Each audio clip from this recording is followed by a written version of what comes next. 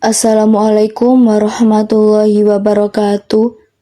Selamat datang kembali di Berhasil Channel. Jangan lupa dukung terus channel ini dengan like, komen, dan subscribe ya. Kali ini saya akan menceritakan sebuah kisah. Kodrat. Ustadz Kodrat, seorang peruqyah terkenal, sedang berusaha menyelamatkan anaknya Arif yang kerasukan jin kejam, berlangsung di sebuah rumah sederhana, dikelilingi oleh suara tangisan keluarganya. Kodrat dengan segala kemampuannya membaca ayat-ayat ruqyah sambil menghadapi tekanan batin yang besar. Namun usahanya gagal. Jin itu terlalu kuat, dan Arif meninggal tepat di depan matanya. Sebelum pergi, jin tersebut bersumpah akan kembali untuk menghancurkan semua yang Kodrat sayangi. Rasa bersalah dan trauma menghantui Kodrat. Ia merasa telah gagal sebagai ayah dan sebagai peruqyah. Setelah kejadian itu, Kodrat meninggalkan dunia ruqyah. Ia memutuskan untuk mengasingkan diri ke sebuah desa kecil, jauh dari keramaian. Kodrat menetap di desa Sukamukti, tempat sebuah pesantren kecil bernama Al-Munawwaroh. Pesantren ini dipimpin oleh Ustadz Rahmat, seorang ulama tua yang dihormati. Kodrat berharap dapat hidup damai di sini sambil memperbaiki dirinya. Namun suasana desa Sukamukti ternyata jauh lebih dari kata tenang. Warga desa sering melaporkan kejadian aneh, seperti suara tangisan di malam hari, hewan ternak mati mendadak, dan penampakan sosok bayangan hitam di sekitar hutan. Anak-anak desa sering jatuh sakit tanpa sebab. Beberapa di antaranya bahkan kerasukan. Para ustadz di pesantren mencoba membantu, namun gangguan ini terlalu kuat untuk mereka tangani. Kodrat awalnya memilih untuk tidak terlibat, mengingat trauma masa lalunya. Namun ia mulai merasa tergugah saat bertemu dengan seorang janda muda bernama Vivi dan putrinya Adela. Adalah seorang gadis kecil ceria, menjadi korban kerasukan yang paling parah. Tubuhnya lemah, dan ia terus berteriak memohon pertolongan. Melihat penderitaan Adela dan putus asanya Vivi, hati Kodrat luluh. Ia setuju untuk meruqyah Adela. Proses ruqyah Adela penuh dengan ketegangan.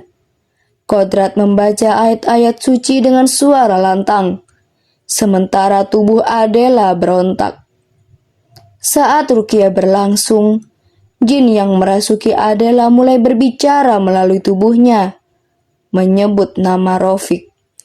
Jin itu memperingatkan Kodrat bahwa dirinya hanyalah utusan dari Rafiq. Ruqyah berhasil, dan Adela sembuh. Namun gangguan di desa semakin menjadi-jadi.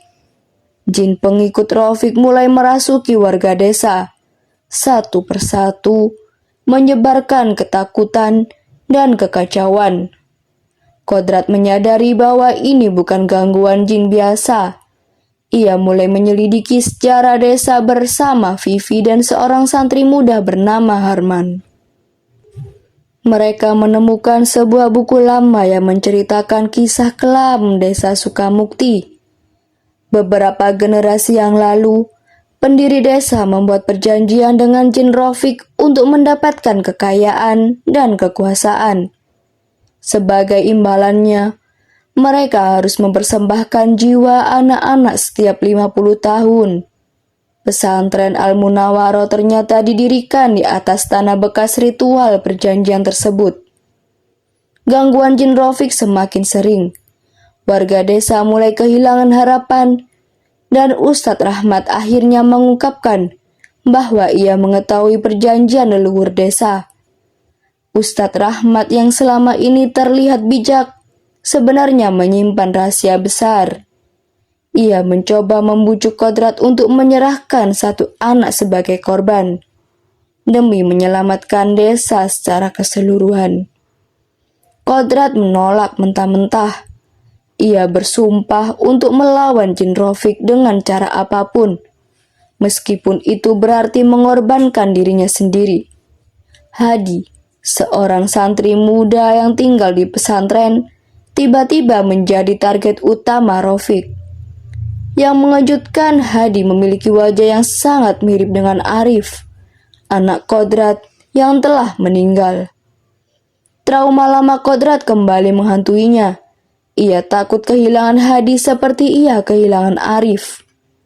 Namun setelah melalui pergulatan batin yang panjang, Kodrat memutuskan untuk menghadapi ketakutannya. Dengan bantuan Vivi dan beberapa warga desa, ia mempersiapkan sebuah ritual besar untuk menyegel jin itu. Ritual puncak dilakukan di Masjid Tua Al-Munawarah, tempat yang menjadi pusat kekuatan jin. Kodrat memimpin ritual tersebut menggunakan ayat-ayat suci dan doa-doa ruqyah tingkat tinggi. Namun jin itu muncul dalam wujudnya yang mengerikan. Sosok raksasa hitam dengan mata merah menyala dan suara yang menggema. Pertarungan spiritual ini berlangsung sengit. Jin itu mencoba melemahkan mental Kodrat dengan menggunakan ilusi anaknya Arif. Dalam ilusi tersebut, Arif memohon kepada Kodrat untuk membiarkannya hidup kembali, membuat Kodrat terguncang.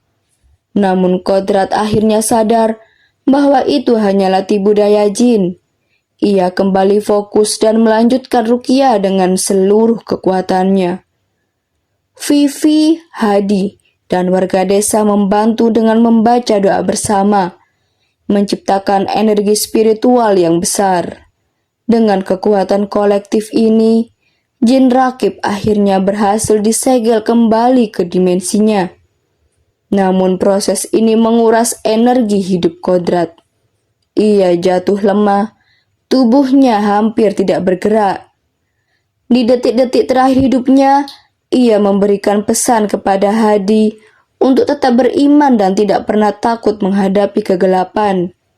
Ia meminta maaf atas trauma masa lalunya, merasa bahwa Hadi adalah kesempatan baginya untuk menebus kesalahannya. Kodrat meninggal dengan senyum di wajahnya, merasa damai setelah menebus dosanya. Hadi, Vivi, dan warga desa memulai lembaran baru dengan janji untuk menjaga iman mereka. Di sebuah gua gelap, terlihat segel jin itu mulai retak, disertai suara tawa menyeramkan. Hal ini menandakan bahwa ancaman belum benar-benar berakhir. Terima kasih sudah menonton. Jangan lupa like, komen, dan subscribe ya.